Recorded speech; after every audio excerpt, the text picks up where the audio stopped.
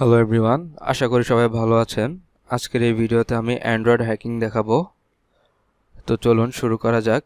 First of all আমরা একটা terminal খুলব, এরপরে কমান্ড দিব হলো msfvenome -p ফর পেলোড। এরপরে কমান্ড দিব হলো অ্যান্ড্রয়েড, যেহেতু আমরা অ্যান্ড্রয়েডের জন্য পেলোড ক্রিয়েট করব, স্ল্যাশ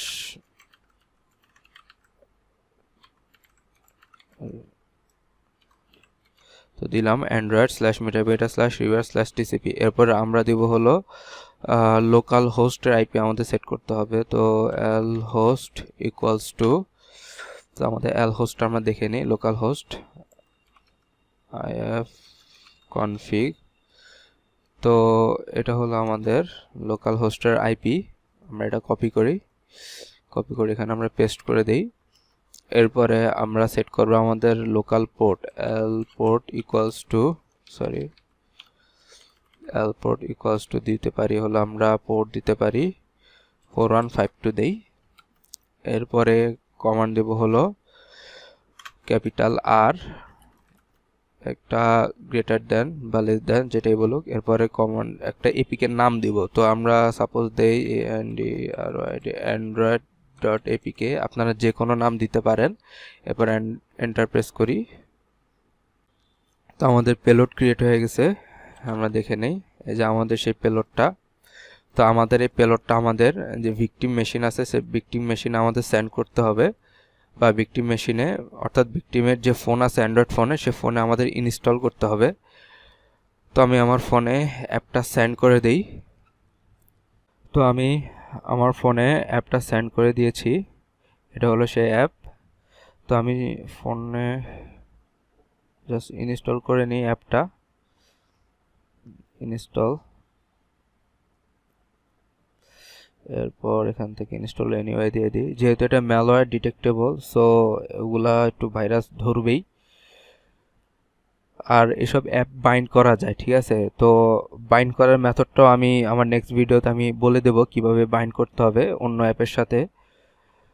তো নর্মালি এবার আমি আমাদের এখানে একটা msfconsole অন করতে হবে।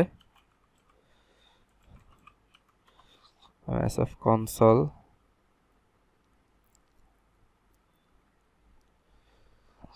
এরপর কমান্ড দিতে হবে ইউজ এক্সপ্লয়েট মাল্টি হ্যান্ডলার।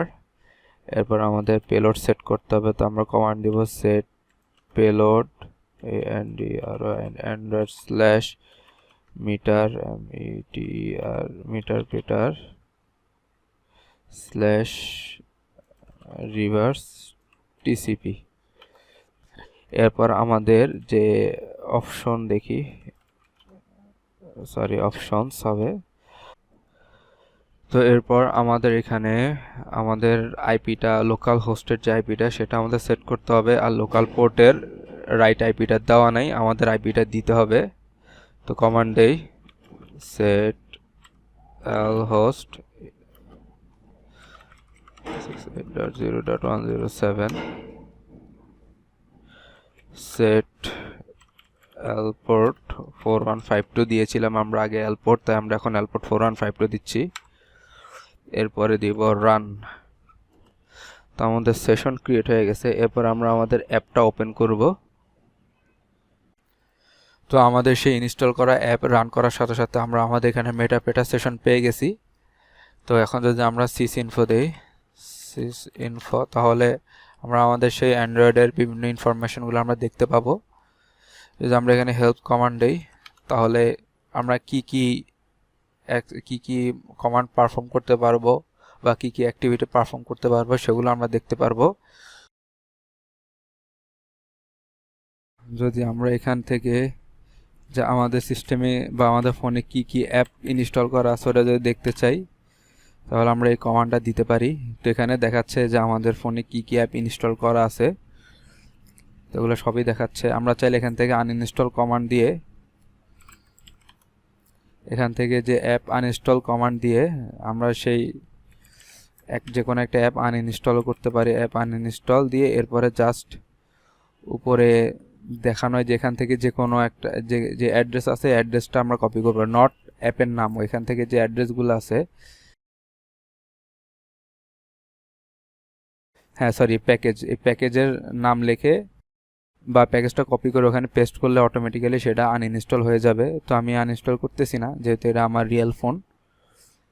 যদি ইমুলেটর হতো তাহলে হয়তো আমি আনইনস্টল করে দেখিয়ে দিতাম। তো ভিডিও এতটুকুই ছিল, ধন্যবাদ।